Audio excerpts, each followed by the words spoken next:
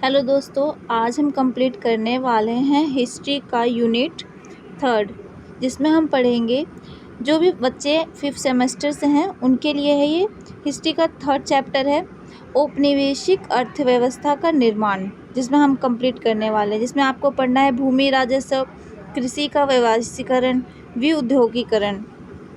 ठीक है, इसमें आप ये पढ़ोगे कि जब औपनिवेशिकवाद आया था तो उसमें जो टैक्स वगैरह था वो कैसे वसूले जाते थे, क्या क्या व्यवस्था लागू की गई थी, किस तरीके से किसान या ज़मींदार से जो टैक्स था वो लिया जाता था और इसका हमारी अर्थव्यवस्था पर क्या असर पड़ा था। ठीक है, जैसा कि इसमें देखिए, भारत में ब्रिटिश शासन की स्थापना ने देश की अर्थव्यवस्था में गहरे बदलाव किए थे।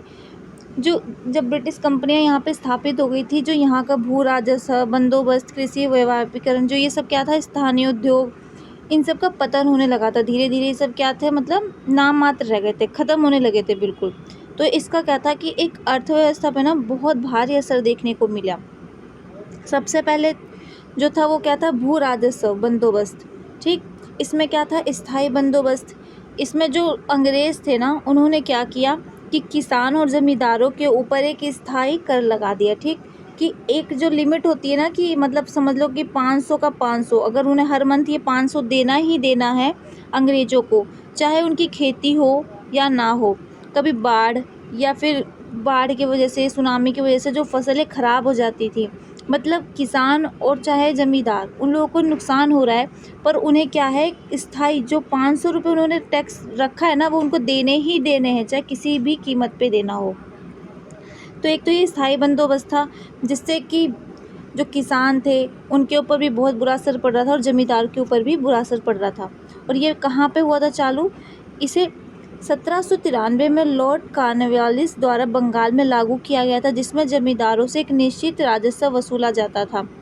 ठीक, ज़मींदारों को भूमि का स्थायी मालिकाना हक मिला, लेकिन उन्हें ब्रिटिश सरकार को एक निश्चित राशि का भुगतान करना होता था, कि उन्होंने ये फिक्स कर दिया है, ये अमाउंट उन्हें देना ही देना है। हालांकि इस प्रणाली ने ज़मींदारों पर किसान से अधिकतम किराया वसूलने का दबाव डाला, जिससे किसानों का शोषण हुआ। कृषि संकट के दौरान राजस्व भुगतान न कर पाने के कारण ज़मींदार अपनी ज़मीन खो देते थे।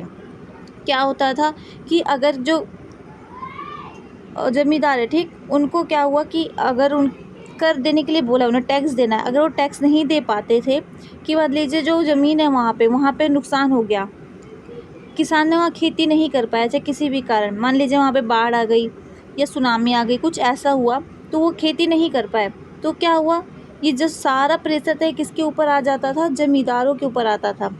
तो अगर इन्होंने भी टैक्स नहीं दिया अंग्रेज़ों को, तो क्या करते थे, ये उनकी ज़मीन ले लेते थे और उसको क्या करते थे, नीलाम कर देते थे। ठीक, तो इस तरीके से ना ज़मींदारों को नुकसान होता था इसमें ज़्यादा। उसके बाद क्या आता है, रैयतवार प्रणाली। रैयतवार प्रणाली क्या थी, इसे समझने के लिए आप ये पिक्चर देखिए। इसमें क्या है,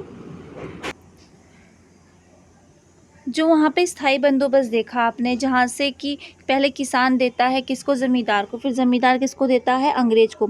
रैयत और प्रणाली में ऐसा नहीं था। इसमें क्या था, डायरेक्ट जो है फार्मर, जो किसान है ना, वो टैक्स सीधा ब्रिटिश को ही देता है। इसमें जो क्या है, यहाँ पे ज़मींदार था वो नहीं है, जो डायरेक्ट इनका जुड़ा हुआ किससे है, फार्मर का है, ब्रिटिश से। ठीक, तो इसे ही बोलते थे रैयतवारी सिस्टम।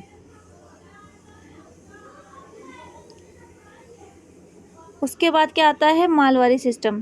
ठीक, और रैयतवारी सिस्टम हुआ कहाँ था लागू, ये मद्रास और बम्बई जैसे क्षेत्रों में लागू किया गया था, जहाँ व्यक्ति किसान रैयत से सीधे राजस्व वसूला जाता था। जैसे कि अभी बताया कि इसमें ज़मींदार का कोई रोल नहीं होता था, सीधा किसान किसको टैक्स दे रहा है, अंग्रेज को टैक्स दे रहा है। ठीक है, ब्रिटिश सरकार को टैक्स दे रहा है, बीच में कोई भी नहीं है। उसके बाद आ जाता है मालवारी प्रणाली। इसमें क्या होता था, मुख्यतः उत्तर और पश्चिम प्रांतों में लागू की गई थी इसे। ये प्रणाली गांव या गांव के समूह से सामूहिक रूप से राजस्व वसूलने पर आधारित था। ये बोझ सामूहिक रूप से साझा किया गया था, लेकिन ये फिर भी गांव पर भारी दबाव डालता था। इसमें क्या होता था कि जो किसान है वो पहले किसको देगा, ज़मींदार को देगा, फिर ज़मींदार किसको देगा, अंग्रेज को देगा। तो ये डायरेक्ट, और रैयतवार प्रणाली में क्या था, ये डायरेक्ट इससे जुड़ रहा था, पर यहाँ पे क्या है, बीच में क्या है, ज़मींदार है। ठीक, पहले ये इसको देगा, उसके बाद ये टैक्स किसको देगा? ब्रिटिश सरकार को देगा। कृषि का व्यापारीकरण कैसे हुआ था? ब्रिटिश ने कृषि का व्यापारीकरण भी बढ़ा दिया, जो पारंपरिक रूप से आत्मनिर्भर कृषि प्रणाली से पूरी तरह से अलग था।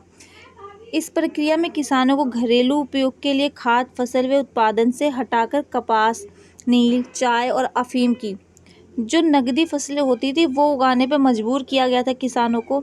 जिससे क्या हुआ, जो अपने खाने के लिए, जो पहले हमारी जो अपनी फसल थी, गेहूँ, जो बाजरा, ये जो भी होता था, उन सबको हटा के व्यापार के लिए क्या किया अंग्रेज़ों ने? कपास, अफीम और जूट जैसी फसलों पर मजबूर किया उन्हें कि इनकी फसल करें, ताकि वो इसका क्या करें? बिजनेस कर सकें, व्यापार कर सकें दूसरे देशों में। नील और अफीम की खेती करवाने लग गए थे। ठीक है, नील की खेती का सबसे पारंपरिक विख्यात उदाहरण था विशेष रूप से बंगाल और बिहार। सबसे ज़्यादा वहाँ पे खेती होती थी नील की। किसानों को बेहद कम जो उसका कीमत होती थी बहुत कम दी जाती थी, और क्या होता था, खेती बहुत ज़्यादा करवाई जाती थी कि अनुबंध बांध दिया, जिससे वे व्यापार का विरोध हुआ। जिससे का सबसे बड़ा उदाहरण 1859 या 60 का नील विद्रोह। इससे क्या हुआ था कि जो कम दाम दे रहे थे और खेती करवा रहे थे, उसके बाद इन्होंने एक विद्रोह भी किया था जिसका नाम था नील विद्रोह। चाय और कपास की खेती ब्रिटिश ने असम में चाय बागानों और पश्चिम भारत में कपास की खेती का भी विस्तार किया। कपास ब्रिटेन के कपड़ा उद्योगों के लिए आवश्यक था और भारत इसका मुख्य एक आपूर्तिकाल बना। ठीक, इसमें सीधा सीधा वो हो रहा है कि जो व्यापार उनके लिए जो लाभदायक चीज़ें थी ना, वो वही कर रहे थे। यहाँ की फसलों को रोक के जिससे वो लाभ कमा सके, व्यापार कर सके, उन्हीं चीज़ों की खेती करवाई जा रही थी। औद्योगिकरण का पतन, डी इंडस्ट्रियलाइजेशन कैसे हो गया? कृषि के व्यापारीकरण को बढ़ावा देने के साथ साथ ब्रिटिश ने भारत के पारंपरिक उद्योग, विशेष रूप से हस्तशिल्प जो हाथों से बनाए जा रहे थे, उनको बंद कर दिया। सबसे बड़ा पतन किसका हुआ था? कपड़ा उद्योग का। जो हाथों से बनाए जा रहे थे उन्होंने उसको पूरा ख़त्म कर दिया। किस तरीके से ख़त्म किया? भारतीय कपड़ा उद्योगों की बड़ी बड़ी मशीनें लगा दी।